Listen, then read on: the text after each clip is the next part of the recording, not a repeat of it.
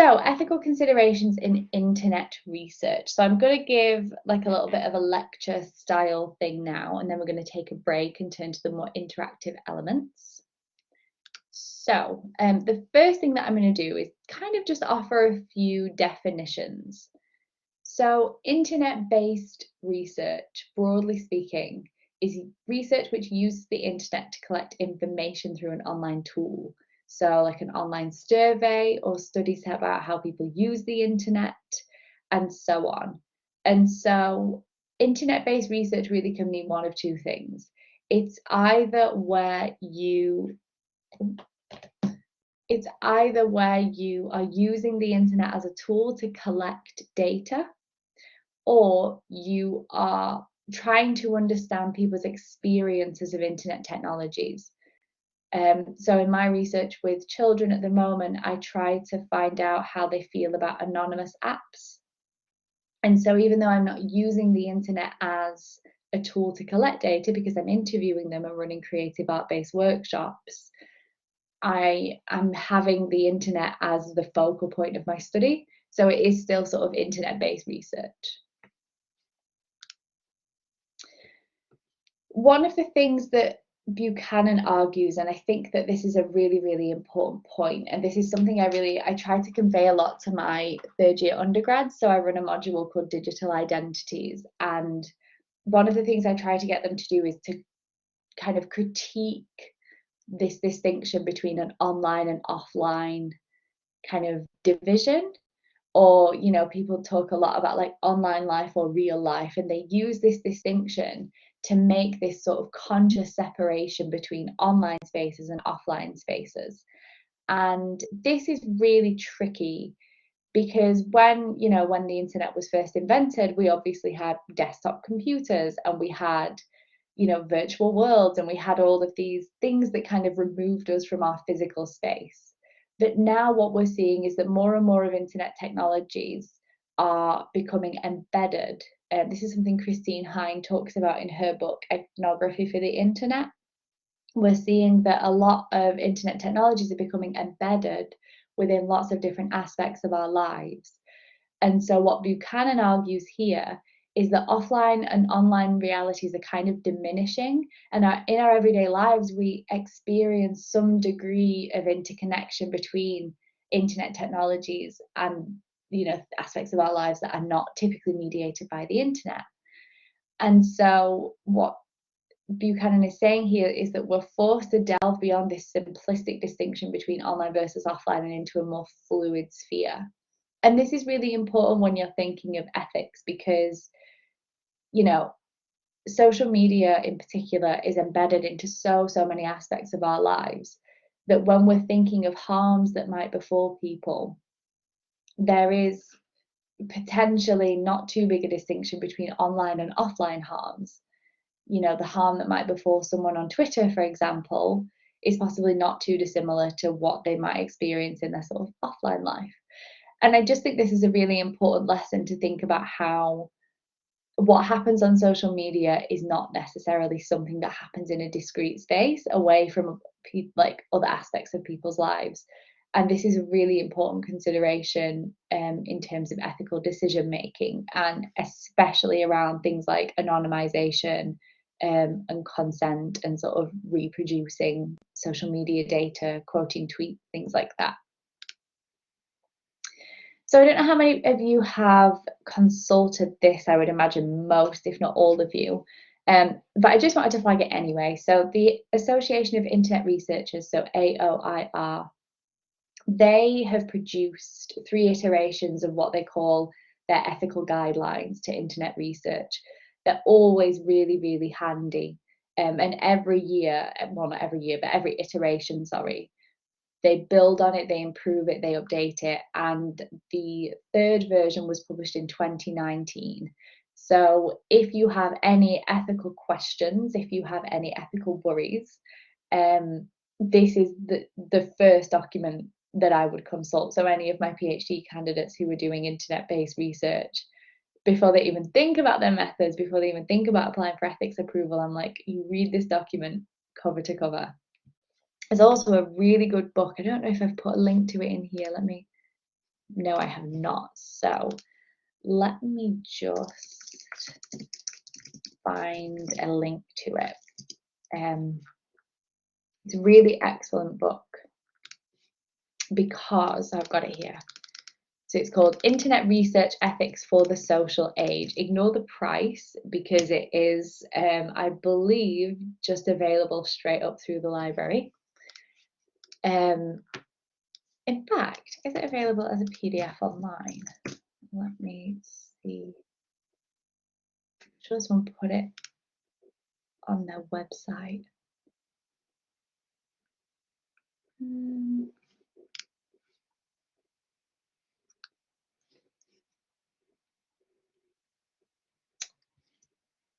No, I can't quite see it. Anyway, it's available from the library and it's brilliant because the book is an edited collection, so it just contains case studies from people who have done particular kinds of ethical research. So what I would do is, if you are worried about, say, for example, Twitter data, go to that book and find all the chapters on Twitter and read them.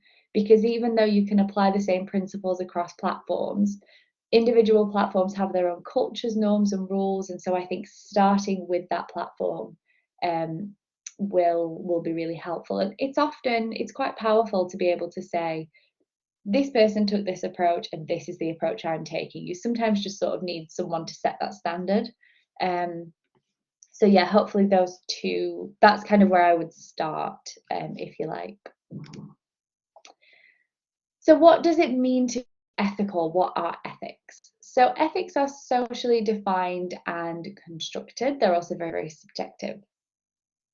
And that is reflected in the decisions ethics review boards make. So when you apply for ethics, well, when you do your doctoral research, obviously everyone here is at different stages. But either when you did it or when you come to do it, depending on what stage you're at, you need to have applied for approval from your university's ethics review board. And again, the decisions that they make are often quite subjective. And that's one of the reasons that we invite multiple reviewers to review people's applications. So I think as a staff member, I'm fairly certain if I apply, I get three. I think three people look it over. And you can often tell in the comments how differently people approach things. So it's a very interesting process. It's a very subjective process, but it's always at Sheffield, in this department at least, for me, been a very constructive one. And Sayer has offered a definition of ethics here, and they describe it as acting or thinking in certain ways which might embody considerations of what might be in the common good. So again, you know, we're seeing here that it's not a hard and fast rule, it's not law, it's not black and white, but it's kind of, in general, what is the best thing to do? What is going to be a decision that you can make in the common good? There are things that are blatantly unethical. There are, you know, and a lot of the kind of, you know, ethics of examples of bad ethics, like the Tuskegee experiment, things like that, you know, they weren't unethical, they were illegal. And so what we need, I think, actually is less, you know, when we're talking about bad ethics, we maybe need to move away from these sort of sensationalized, well, not sensationalized, sensationalist, sensational examples, you know, these huge, huge examples of horrendous ethical failings, because actually they weren't only unethical, they were also, you know, essentially illegal. But what we often see is bad ethics on a smaller scale. So these smaller, you know, these small and micro decisions that people make in their projects, and that they make when they're doing research. Because one of the things that, you know, you've probably already started to realize, but at least will realize as you progress with your research, is how incredibly vulnerable your research participants are just by virtue of being involved in the research. And that's not me trying to disempower people at all, but it's to say that there are power relations that you can't remove. You are the researcher, you are the PhD candidate in training. You have a lot of power in that scenario. Even if you're not working with people who might, you know, easily be categorized as vulnerable, like someone who is a child or someone who has a particular medical condition. you are in a real position of power, and every decision that you make in the research process should be very, very carefully thought out, because there is an opportune moment all the way throughout for you to be unethical. And so ethics is something that it isn't confined to filling out your ethics review form or having those preliminary discussions. Ethics is the life and blood of your research project. It's every single stage. It's research design, it's participant recruitment, it's data collection, it's data analysis, it's data reproduction. And I remember once being in the audience at a conference, and so I was, it was like what was the name of the conference? It was Consoling Passions, and I think it was in Dublin when I was doing my PhD.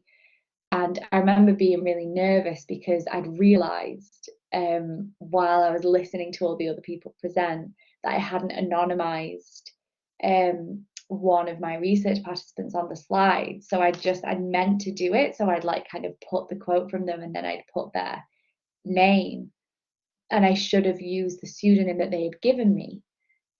So what my research participants did was they kind of pseudonymized their pseudonyms, as they were so recognizable by their pseudonyms that they had to almost like re-pseudonymize themselves. And I had remembered that I had, put it in there, and I didn't have my laptop. I didn't have a way of editing this presentation. And so while I was setting up, I just like hastily went in and deleted it. But it was such a reminder of how, in that one moment, I could have completely outed this person. I could have, really done them some real damage. And you might not think there's a lot of damage to be done, at an academic conference, but you'd be surprised. People can be very surprising. And so it was just in that moment where I think everyone has sort of an ethics, not mistake, but everyone has an ethics moment where it dawns on them how much power they have, and it dawns on them how things can go wrong. And that was certainly mine. I was quite grateful to learn it early on, and that we managed to rectify things. So why do we care about ethics, and why can't we just pursue knowledge? But this slide is just essentially to reiterate what I've just said, which is that to research is to have power over your research participants, even if they don't know that they're being researched. So if you're collecting, 3,000 tweets about a particular hashtag, each person who wrote one of those tweets becomes your research participant. And, you can have criteria for where, for where you maybe decide to ask for informed consent. You can decide for a criteria of when you anonymize, when you don't anonymize.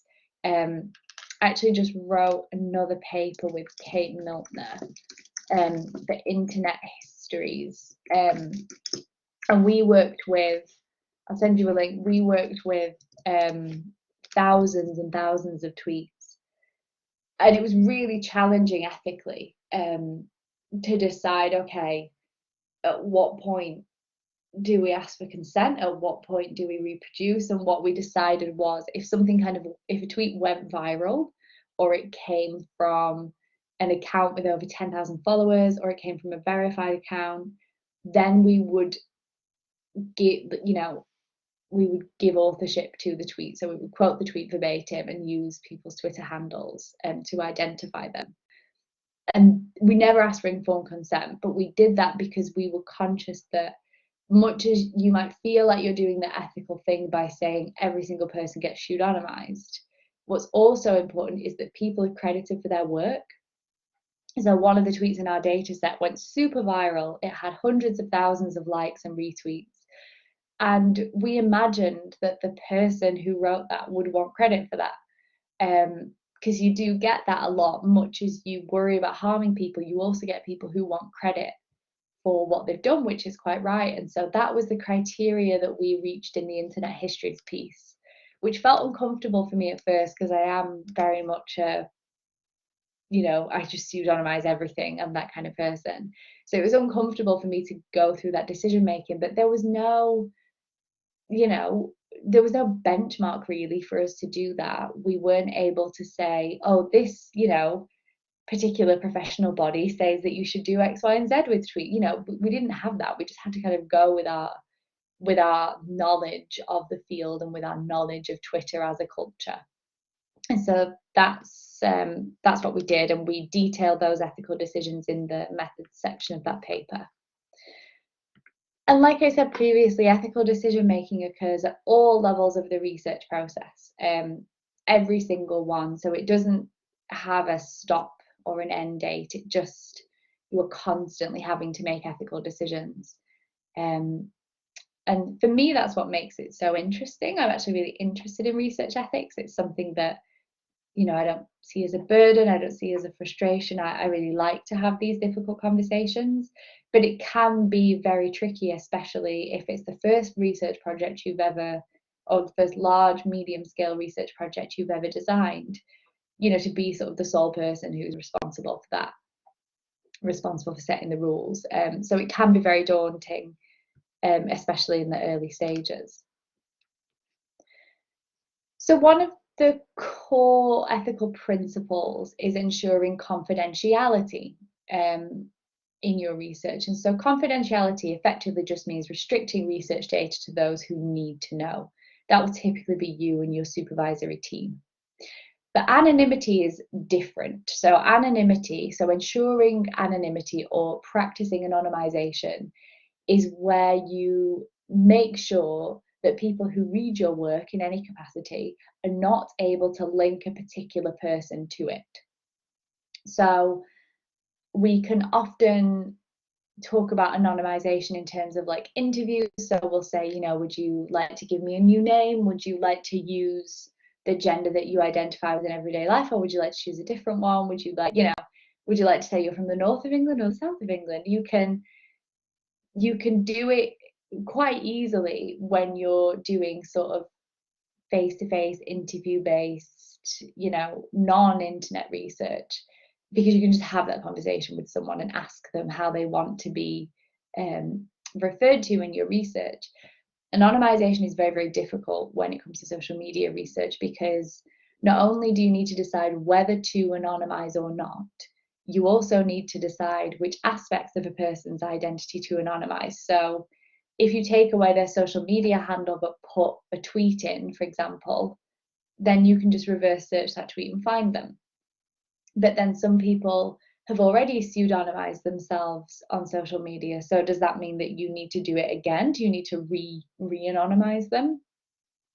And all of these things, all of these questions around confidentiality and anonymity bring up questions about informed consent. Effectively, will you ask people if you can use their social media data or not? And if you're going to ask them, how do you ask them? And if you're not going to ask them, why? What is your justification? What is your justification that the most ethical thing to do in that situation is, you know, to just not ask them? A lot of the time we see as a justification, you know, oh, well, I have 5,000 tweets, unique tweets in my data sets, and it's impossible for me to ask for permission from everyone, which can be a justification, but it's often not a strong justification, especially if you're researching a controversial topic, or you're researching a topic that might suggest that people are vulnerable, like, for example, you know, a mental health related hashtag. So that reason that people often give around just simply the feasibility of the thing is often not strong enough by itself. It often needs to be coupled with another strong rationale for not seeking informed consent. When you decide to seek informed consent, ideally participants should have clear details about the aims, risk, benefits, and nature of their involvement. You often do this just with a participant information sheet. So you give them an information sheet, they can mull it over, they can ask questions, and this is before they consent to participate. So they always have to read the information sheet before they consent. You need to be satisfied that they've understood the information, and you need to be satisfied that they've had plenty of time to reflect on it. So giving someone an information sheet and a consent form on the same day and asking them to sign both on the same day is usually considered quite bad ethical practice. and subjects must be given a right to withdraw and without having to give a reason. So essentially, people can leave the research scenario, whether it's an interview or whatever, at any point. And I often recommend giving people a hard date to withdraw, just because I think people often use the line, when they're applying for ethics approval, they just kind of say, ed participants can withdraw whenever. But what if someone withdrew the day before you handed in your thesis? What if someone withdrew after you'd already published your findings and quoted them in it? So I think, much as that might seem like the most ethical thing, giving people a hard deadline, in my experience, is the better thing to do for everyone, actually. But is informed consent always possible? Well, we've always had methods, non-digital, non-internet methods, where we haven't obtained informed consent, like covert participant observation in face-to-face scenarios. But now we've got covert participant observations online, for example, on message boards. You can also do the scraping / mining of huge volumes of social media data, not only where you're getting the message itself, the written message, the image, the video, and so on. You're also getting what we call metadata about that person. So you might get information about the device that they're using, their IP, their rough location. You can get a lot of information about people through digital methods tools. So, ethically, we're not just talking about the content of a social media post, we're also talking about the associated data that you get with it, like metadata. Again, if you aren't going to seek informed consent, you absolutely have to be able to justify it. And like I said, saying, well, I don't have time, there's too much data, probably won't stand up as the sole ethical reason for not pursuing informed consent. The other issue that we often see, especially when we collect lots of data using automated tools, is that we often collect data from people who are not part of the research. So as an example, if you want to collect all the tweets under a particular hashtag, you might use a tool that also gives you all the replies. Now, those people weren't supposed to be part of your research. And so you need to ask yourself questions about how you're going to get your data, and if by proxy you have to get other people's data as well, what you're going to do with that, how you're going to ethically treat that. And I believe at Sheffield there is now a question in the ethics form which asks you, it's something like, will anybody else be impacted? Anyone who is not immediately part of the research, will anybody else be impacted by the research? And this is an example of where people would be, is if you're trying to collect a bunch of data and you get comments or you get replies or you get associated data that you don't actually want or need. And that is, another ethical consideration. You also need to think about whether you are researching people who are underage or people who would be classed as vulnerable, because people who are underage and or vulnerable should and always have received the highest standards of research ethics. So, for example, if you research children, it's very, very rare that you would not get informed parental consent. I don't actually know if it's legal to do research without informed parental consent with children. I'm honestly not sure of that. But the problem is that it's often really difficult to identify people's ages on social media, and it's, nigh on impossible to know if someone will be classed as vulnerable or has any kind of vulnerability. And this is why, I kind of keep saying, think about what you're researching, think about your topic. There are obvious sort of topics that would indicate something like vulnerability, like talking about mental health. There are obvious topics that would indicate that you might be talking to children. So if you're talking about, if you're researching how people talk about a particular TV show that's really, really popular with kids, I don't know.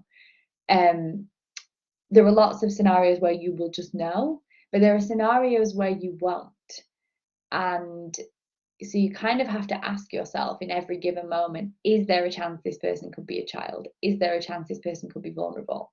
And that's not to say don't do research ever where you can't identify these things. but you have to essentially, demonstrate a really strong case that no, I don't think that I'm going to have these problems. Or if you don't know whether you're going to have these problems or not, designing the research in such a way that if anybody was vulnerable, if anybody was underage, they are being protected in various ways through your research. This is one of my favorite quotes. So it's by a piece that Sonia Livingston was the first author on. And the authors say, on the internet, no one knows who is an adult and who is a child. And SNSs, the social networking sites, rely heavily on users' professed ages or dates of birth.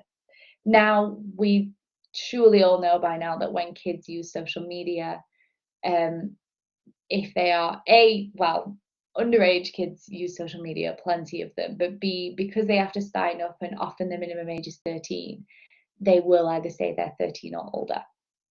And so not only can we not often know how old a person is, so on Instagram, for example, people don't always put their age in their bio.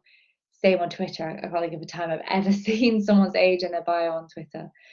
But what that means is that we not only do we not know how old people are, we also can't guarantee that they are old enough to be on the platform in the first place. There's so many kids under the age of 13 who use social media. And it's really difficult to police that. Age verification is a very difficult, controversial thing. So you just kind of need to work from the assumption, I would always say, that there will be children in your data set, or that there will be vulnerable people in your data set. And you've kind of got to imagine, okay, if I had a really, really vulnerable person in this data set, if this tweet, if this Instagram post, whatever it is, if it came from someone who is really vulnerable, how would I protect them? And that's, I would say, roughly the standard of research ethics that you should be sort of adhering to. And there are, lots of considerations. We've already talked about a lot of them. So just remembering that internet research always at some point involves individual people. So even if you are, researching particular memes, like really popular viral memes, at some point someone created that. At some point there was a person involved. And it's often really difficult to like remember that, especially when you're researching certain topics. Remember that different websites and platforms might have a specific notice to researchers. So they might literally say, if you are a researcher, you can or can't do this. Twitter has rules around what it wants people to do. Again, online pseudonyms are often identifiable and they can often be traced out to a person by a search engine. The public-private divide is really tricky. Just because something is available on a public, quote-unquote, Twitter account doesn't necessarily mean that the person who created that content views and perceives it as public. So be very careful how you're sort of treating this binary and how you're defining these terms in your work. And remember to give people multiple options for obtaining informed consent. So, what if you allowed people to sign a consent form using their social media handle? That's what I did in my research with fans in fan communities. So a lot of them didn't want to tell me their legal name, so I let them sign consent forms using their handles because it felt like the most ethical thing to do. It actually felt in that moment less ethical for me to know their legal names. I didn't need their legal names at all for the research, and they felt so much safer knowing they didn't have to give me their names. There's also a lot less clarity in the ownership of data, and I think that that's something that, it doesn't really particularly come into play for me, but if you are researching a topic where ownership is quite central, or you're researching, the recirculation of particular kinds of social media content and things like that, or if you wanted to use images or tweets or whatever it is in your publications, remember to check that you can, like check who owns it, check that you're allowed.